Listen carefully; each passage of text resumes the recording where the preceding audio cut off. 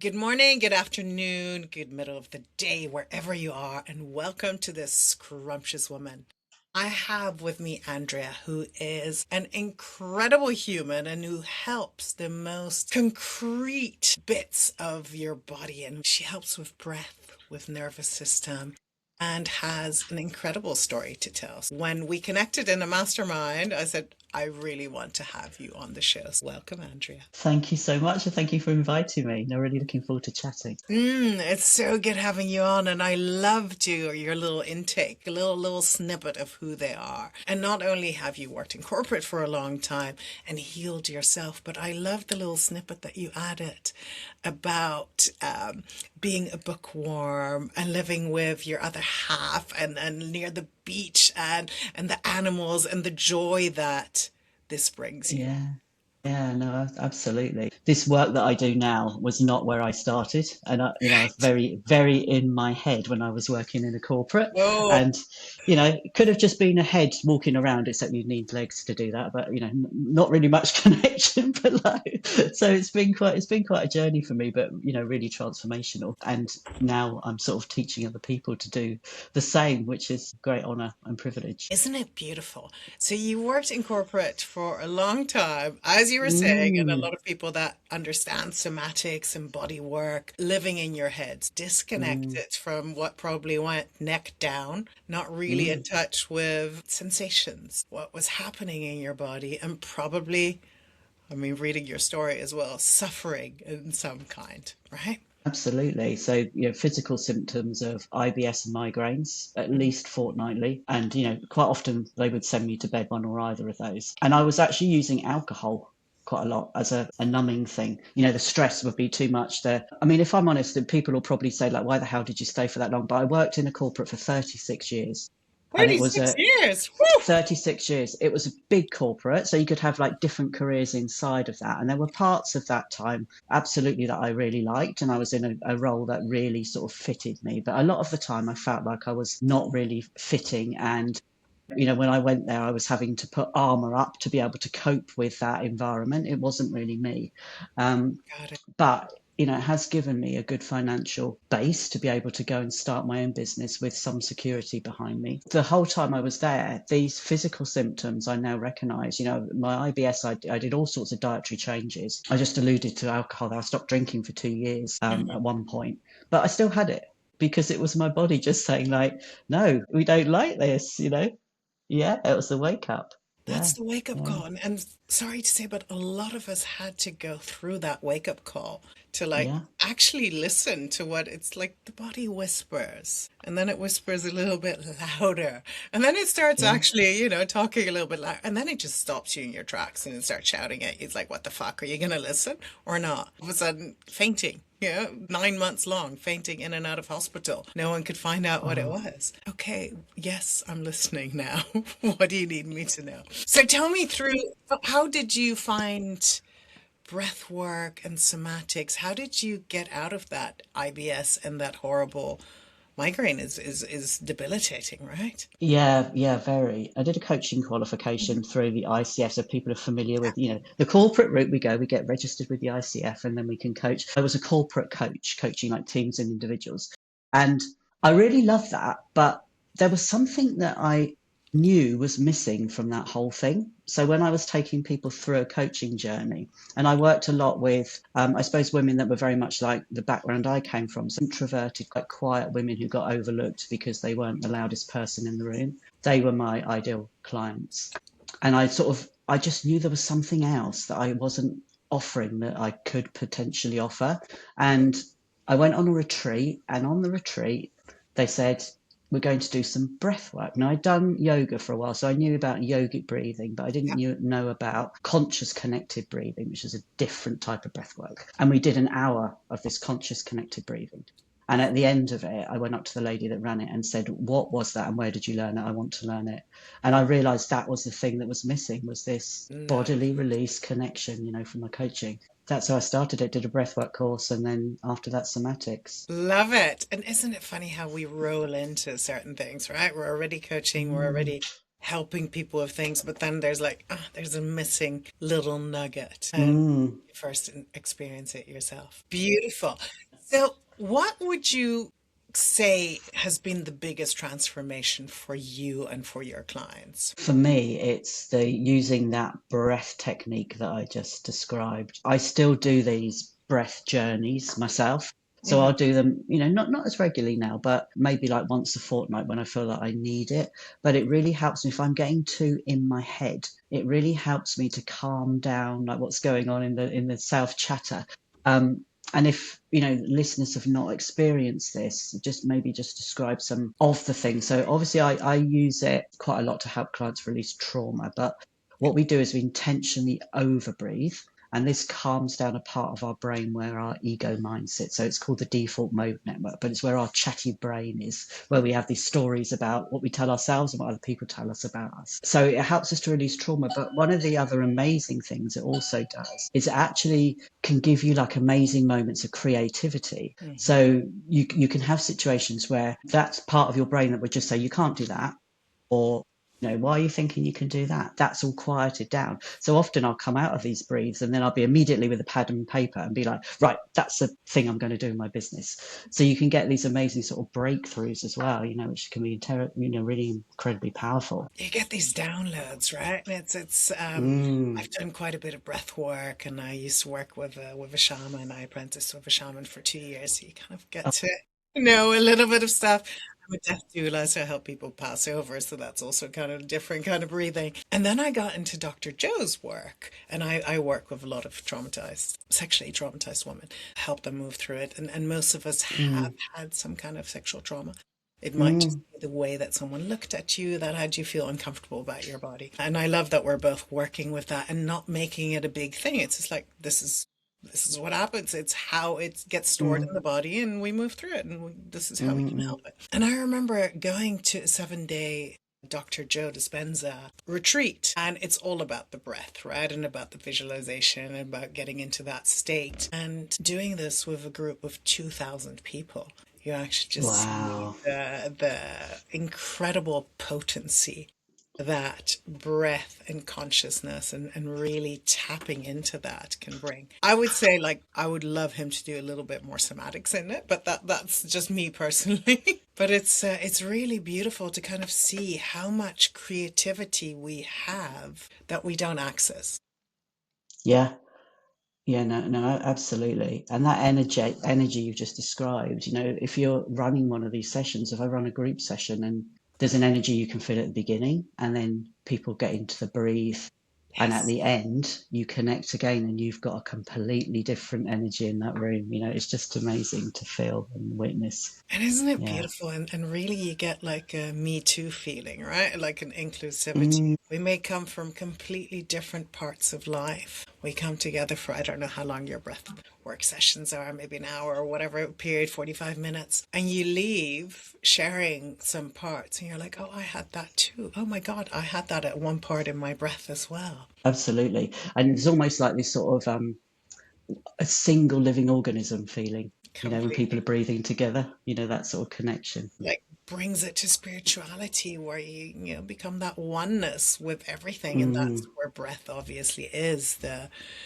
the core line through it. yeah, yeah, yeah, I love absolutely. how we've meandered completely. So if people want to start with breath, what would be an easy thing? Would it be box breathing? What are the ones of what are maybe one or two breaths they can start doing every day? My go-to is coherence breathing. It used to be box, but I've switched to coherence, and I think probably because coherence has had a lot of scientific studies done on it now. There's great connection and proof of it reducing arousal levels, reducing stress, increasing heart rate variability, the resilience of our heart to respond to like what's going on day to day. For the nerds out there, coherence, we want to be breathing 5.5 times per minute, which is just under a third of what we would normally breathe. So we normally breathe 12 to 15. And when I say breathe, that's an in and out breath. So yeah, we're slowing it down a lot, a lot, a lot. And you can just do it very easily by you just count inhaling 2, 3,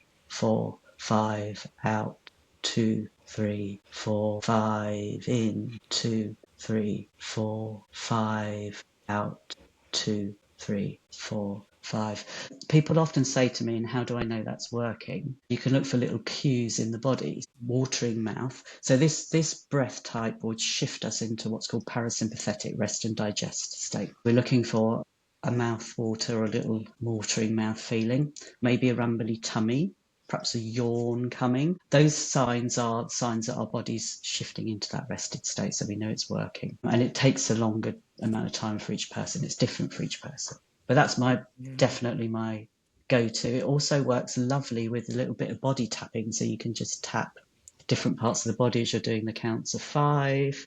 If you don't want to do the count, incidentally, if you put in Coherent's 2 bells on Spotify, you'll find a track that just goes dong. So it dongs every time you inhale and every time you exhale. So it's a really nice, and it's like a sort of a singing bowl type sound. So you can just sit and listen to that, and that gives you your timing for the breath. Beautiful. And then what you said also, the tapping, really like the appropriate perception. What's your body? Where does your body end? Where does it start? Some of the things that when we incorporate or when we're not really like what we say in our bodies, we often don't.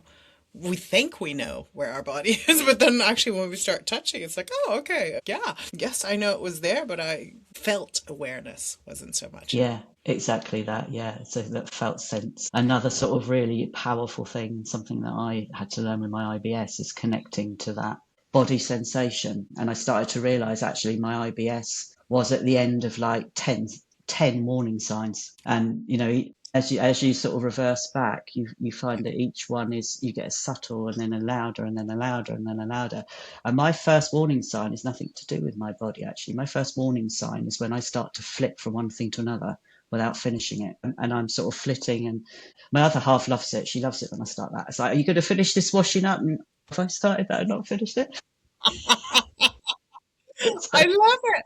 And actually, you're touching on something so important. How do our partners, how do our wives or our husbands or whoever you're with, how did they perceive this? What was it?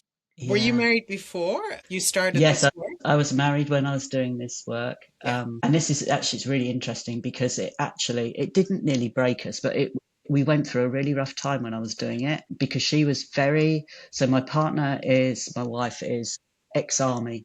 She was in the forces for Okay. Yes. 16 years. And she's now she now does this work with me. Nice. But at the time wasn't familiar with it, and was actually quite scared by what I was doing, what I would become, where this would take me, Yeah. if she would understand it or be able to connect to me anymore. Mm-hmm.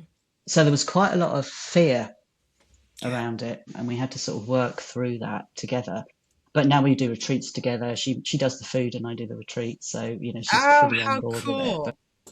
But this is Yeah, it, yeah, right? Oftentimes when one partner goes away from the role, the identity that we take on as yeah, partners, right? exactly. The identity, Yes, the corporate person and the one, and she may be the cook and the one that provides beautiful food, but also the ex-army. So I can imagine there's also some quite rigidity in some of the things, absolutely. right? Yeah, And I'm yeah, just imagining here, but how that then starts to become fluid, and that's where the fear comes in. And I notice yeah, this is because I coach people and coach couples often in their midlives, in that part of their lives where they've ticked all their boxes, and then they mm, feel like there's something else out here. But we shouldn't be feeling like this because we've ticked all the boxes. And is it selfish? And I want maybe a bit more touch, physical touch, and I want to be more spiritually touched and more emotional. But then one person goes off and does the work, and the other one's like, oh my God, she's going to leave me. He's going to leave me. What's going to happen? And that fear, then, of course, creates such a schism. And again, that's where the breath work and the somatics and communication really comes in, right? yeah, yeah, absolutely. I have done work with my partner. She doesn't mind me talking about it. I mean, there's sort of some stuff from the army that we sort of worked through together. But it took me quite a while to actually think, yeah, this is something that I'm happy to do, and it's okay to do with her. I had to think about, am I going to be able to maintain that distance to be able to help her, or is it actually a no-go? Should she be doing that somewhere else? But yeah, we do work together now, and she has done work elsewhere as well. Yeah, because I think I hear that very often from people. It's like, well, yeah, because I've got four kids and extended Arab family. I'm Dutch, but on that side. And there are always people that ask. I'm also a hypnotherapist, EMDR therapist, so I help with lots of different things. But they're like, should you be working with them? I'm like, well, at that point in time, the biggest thing for me is move them through that intense experience. If you don't want to call it Mm. trauma, move them through that intense experience so that they're actually regulated and can go through with their life, that they're not looping. One of my sons called me last week and said, Mommy, the woman that I was seeing that's my friends with benefits, she just died. I was like, Oh my goodness! Wow. he knows my grief story, how I've helped a lot of people. And also my sister passed away, my father, then my mother committed euthanasia, and I kind of helped them all Wow. move through that. So I kept connecting in with him and I said, well, baby, how are you feeling? Does it really work? Right. So I'm just like, listen, just tell me what's happening in your body now. Give me one body sensation. It's like, yeah, there's a bit of tightness in my chest. I'm like, great, okay, excellent. Can we just look around? What does that tightness feel like? What are the edges like? It's like, oh, I've never thought about that. It's like, but I keep thinking that she was such a nice girl. And it's just such a shame. I kind of like took him that road and then took him back to his body again. And I'm like, okay, so what does that actually mean? He's like, it just makes me look at life differently. And he's 26. Mm. Like, it just, like, life is so precious and we just take it for granted. When you get a moment Well, like yeah. this with one of your children, Yes. I'm like, Yeah. okay, all the work I've done, it's worth it for just that one moment. Absolutely. Absolutely. Yeah. Yeah. It's a beautiful story. If we can help, of course we can help. It doesn't mean that you're the only person helping out, but definitely. Now, when we first got on the call before we recorded, we were talking about programs, and I'd love for us to actually just be a little bit real where, we help people and we still need to do our own work. Mm. So what's been coming up for you? And then I'll share what's happening with me too. Yeah, no, absolutely. For me, I've been over about the last 3 months really focusing on my online business. So I've got a local business and an online business. My local business is doing quite well. My online business, I just could not crack.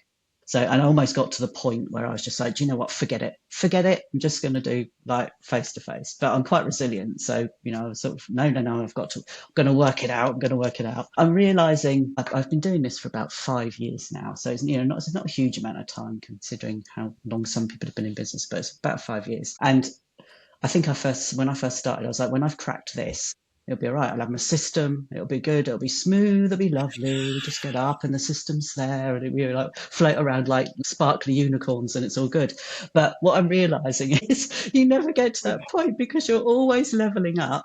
You're always doing something you've never done before. And there's always something that you put out there that doesn't get the reaction that you were expecting or the response you were expecting. And then, of course, you go through this rejection curve Mhm. because our bodies goes not safe, some rejection, not safe, danger, people pushing me away or not saying yes. I have to regulate myself through that to be able to then go again. Now I'm finding that I can do that much quicker now. Before it would be a few days of me just going like, just leave it. Just leave it, Andrea, leave it, have a break, come back. I launched something yesterday and didn't get the response I wanted. That evening, I could feel it. It was like in my body, that sort of rejection, that heavy feeling. At one point, I was just like, I'm going to put myself to bed, which I did. And then I had a good sleep. And then this morning I got up, I did some exercise, I did some stretching, I did some gentle movement. And at the end of that, it's almost like when you shift that stuff in your body, your brain suddenly goes, oh, okay. So at the It's end of that, I okay. was I'm able to actually go, safe. I just look at the data. We go to the data. Now we're away from the emotion and we just go to the data. So, yeah. Isn't it incredible, right? That mind fuck, sorry. But it really, I have so many of them. God, was it last week? Yeah, I had two of them last week. So I had a hip operation 2 years ago. And the other one, I was like, it's fine. I'll lose some weight. I'll do the exercise. So I lost about 20 kilos. I've been, like really doing my Pilates and walking and everything, but I'm still limping and I'm still in pain. And at one point in January, I'm like, okay, you know what? I just need to go see my specialist again. And I've been trying to go to a GP and he wouldn't refer me. So my private healthcare did refer me. And I saw the guy and he took an x-ray. He's like, yeah, operation, next hip. And the immediate thought, and of course I knew that this is going to happen because I've tried everything. Mm, He's like, I'm not quite sure why you didn't come earlier. I'm like, well, I have lots of coping mechanism, breath, and like all the stuff, the regulation. I do this. He's like, you, if you'd come a year ago, I could have given you injections for the pain. It's like, are you not on lots of painkillers? I'm like, no, I'm not. I just do it in other ways. But immediately I got into the car and I called Alex, my partner. It's like, I cried and I'm like, I can't believe it. I feel like such a failure. And I was just like, why? I'm watching myself say it. I'm watching myself feel the emotion, mm, feeling the tightness in my chest and everything. And then also recognizing at the same time how silly it is because it's wear and tear, right? It's the body. Some parts, are mechanical. You can't recreate bones. It was just really interesting where I had this. And we just noticed it's like, okay. It took me probably about 5 or 7 minutes, but venting and then I was like, oh, okay. That was interesting. Now I can be the observer and look at it and kind of laugh. yeah. It's like it's every single day we do this work, right? Yeah, absolutely. And isn't it interesting that phrase you just used, being the observer, because you know what's going on, you know why it's happening, you know why you're feeling what you're feeling, and you know what you need to do, but you still have to do it and get yourself through that loop, don't you? You still have to feel it and go through it. Completely. And the same as with business and with partners, with relationships. Alex and I always, Sunday morning is our date morning. And it's always, we have 90 minutes that's scheduled and that's non-negotiable. And that's what I teach my couples. I'm like, don't do evenings, you're going Gorgeous. to be tired, but just once a week, non-negotiable. Yeah. And it doesn't have to be like physical sex or anything. So this time we started with dancing and we got a bit aroused and it was beautiful. And he led me to the bed and he pulled my pajama bottoms off. And all of a sudden I was like, "Ugh!" My body just froze. And I'm like, no, no, too fast, too fast, too fast. And it's actually like that deer in headlight. Like, oh my God, Yeah. there's a tiger right here. And I went straight back to a traumatic incident. And he, of course, got triggered saying, yo, I wasn't going to do anything. So I'm like, no, no, go back to like standing up and dancing. And of course, then my eyes went around the room. I'm like, oh my God, there's a mess of clothes there and this and that. And of course, I can't get into this. And like the little fucking judger came out. And I'm like, whoo, hello. I was like, you know this and you know how to set up a room. Why didn't you do it? And I'm just like listening to my mind going, wow. So I felt unsafe. I'm going to blame. I'm trying to shame him. He's feeling shame. We're in this shame storm instead Yeah. of Wow. connecting. So we brought it back to dancing and quieting down, and both our bodies also like, quieted down a bit. No engorgement anymore. And then at one point I said, hey, can I just tell you what was going on for me? And then I explained like, what happened in my body and how I feel a lot of shame coming up and where I saw that he retracted and where Mm. what would have been a beautiful connecting moment was actually not. And it was just so beautiful because all he just said is thank you. And he didn't go into it. He didn't try to explain his Wow. view, anything. We danced for a bit more. We took a shower together, which was again beautiful, connective. It's like this is the beautiful repair and noticing it in the moment, what's happening, Yeah. and then connecting again. That's more intimate than physical intimacy, which was, it's just beautiful. It's just beautiful. We do this work all the time. I don't think it ever Mm. stops. So, Andrea, tell me, how do people join your program? How do they come and see you in person? I'm sure a lot of people would love to connect with you. Thank you. Yeah, so my Andrea Lakeman Ford is my Facebook. You can find me there, or you can find me on Instagram, Regulate with Andrea, and YouTube, the same name, Regulate with Andrea. And join me either in my 12-week program or in my 2-week breakthrough. If you've never tried this work before, come and join me in the 2-week breakthrough first and just feel what it's like. Oh, how cool. So they can come and join. It's a 2-week online program. 2-week online or in person if you're near me in West Sussex in Selsey, or in person. But there is an online and in-person option for both programs. Excellent. And everything will be in the show notes. And what's the one thing that clients feel when they come? What's the one outcome that you see most consistently? The word people use quite often is lighter. Nice. Which is interesting. So, lighter. And I think that comes from both the bodily release that happens, but there's also, I think, this sense of not needing to control and having like this assurity around. I have a lot of people come with anxiety, and that assurity that if they feel anxiety, that's okay. Anxiety is a normal bodily response. And actually, I know that it'll come and it'll go. Whereas when they came to me, I'd be like, no, not this again. Maybe I'm going to be here for like months. So this sort of feeling of lightness in being able to release and let go. That's such a beautiful way of explaining it, where the anxiety is that emotion and what's the feeling, what's the sensation that it is in the body. And then once you release that, once you can actually be with those sensations, like, oh, this is much lighter. I don't have to clamp down as much, right? Exactly that clamping.